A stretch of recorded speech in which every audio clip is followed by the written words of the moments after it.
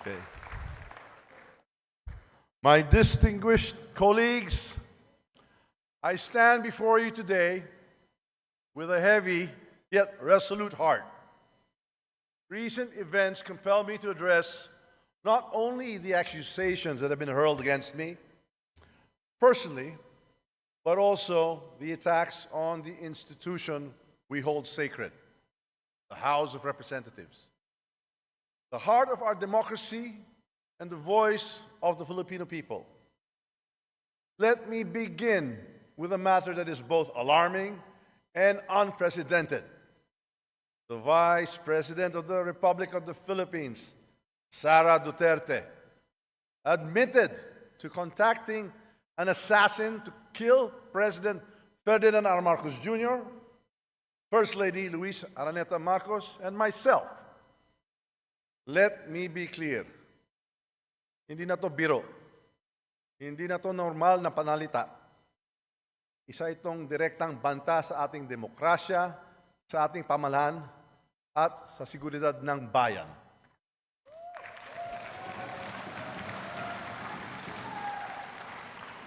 Such statement is not just reckless, it is dangerous.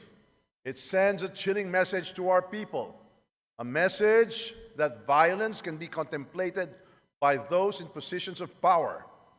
This is not just an affront to the individuals targeted, it is attack on the very foundation of our government. It is an insult to every Filipino who believes in the rule of law and the sanctity of life. Violence has no place in our society. It is irreconcilable with the values that have taught and guided us for years. Values of respect and amicable, peaceful conflict resolution. We cannot let this pass as mere rhetoric. The gravity of such confession demands accountability. It demands answers. It demands that we, as the representatives of the Filipino people, take a stand to protect our democracy from any and all forms of threats. The actions of the Vice President will go down in the annals of history like a nightmare that will haunt our people for generations. And this House will do whatever we can to protect the dignity of this institution and the 100 million Filipinos we represent.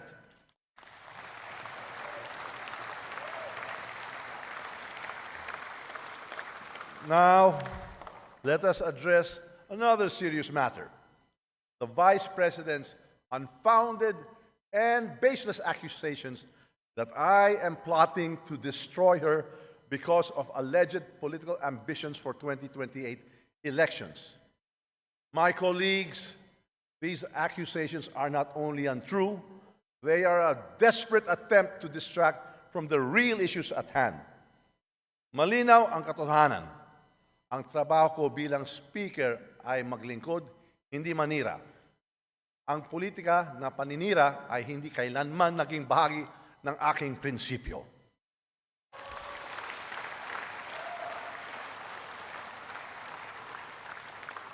My focus has always been on fulfilling my responsibilities as Speaker of the House, leading with utmost integrity, untarnished by division and self-interest, and guided by the principle that every action and decision I take must always be for the benefit of the Filipino people.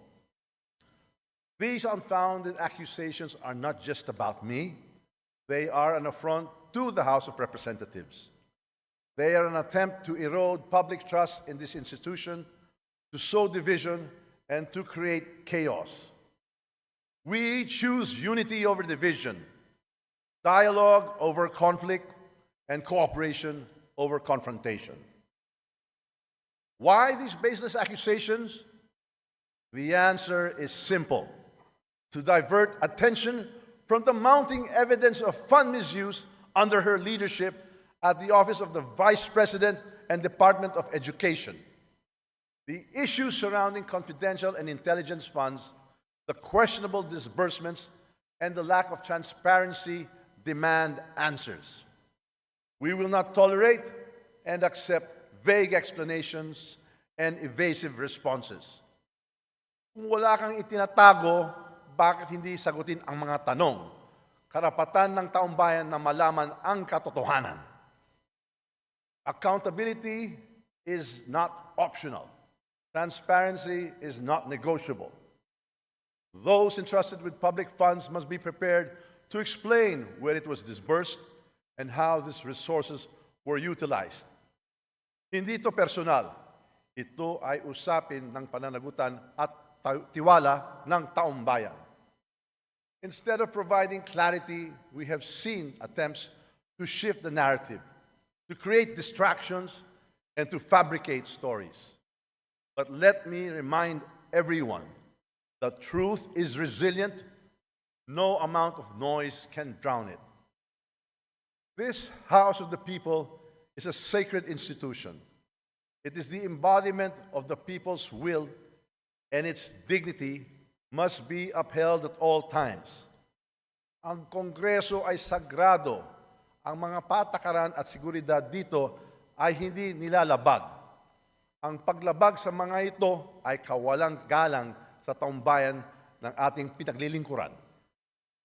Disrespect for the protocols, security measures, and leadership of this institution is not just a breach of rules, it is a breach of trust. To mock our protocols, to defy our orders, and to malign our leaders is to disrespect the Filipino people who elected us to serve. This House operates on the principles of the rule of law, transparency, and accountability. These principles are the bedrock of our democracy. To undermine them is to weaken the foundation upon which our nation stands. My colleagues, I call on you to stand with me in defending this institution.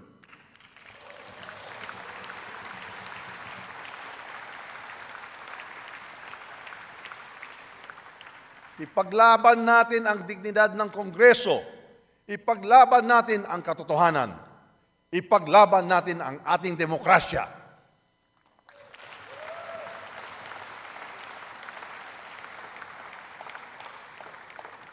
This is not about personal interests. It is about preserving the integrity of the House of Representatives and ensuring that it remains strong and a credible voice for the Filipino people. To the Filipino people, I assure you that this House will not waver in its commitment to transparency, accountability, and service. We should not allow individuals to ruin this great nation with their manipulative tactics, their troll armies, or their few blind followers. We owe it to the Filipino people to remain steadfast in our mission to pass laws that improve lives, protect freedoms, and ensure a brighter future for all. Finally, I reaffirm my unwavering support for President Ferdinand R. Marcos Jr. and his administration.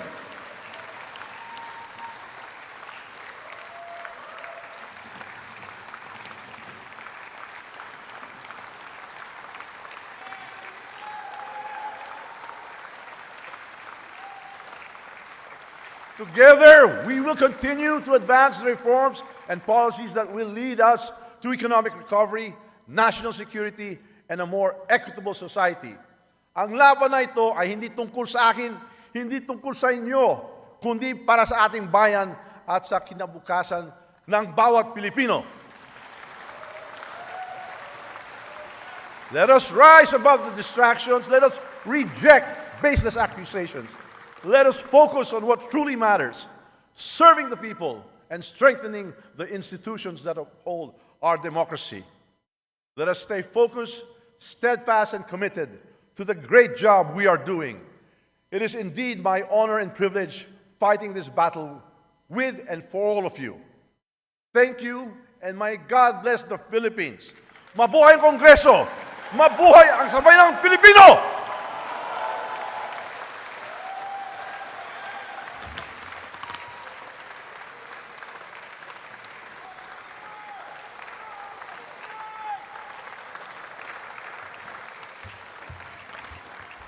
Majority Leader. Mr. Speaker, I move to suspend session for a few minutes. Session suspended.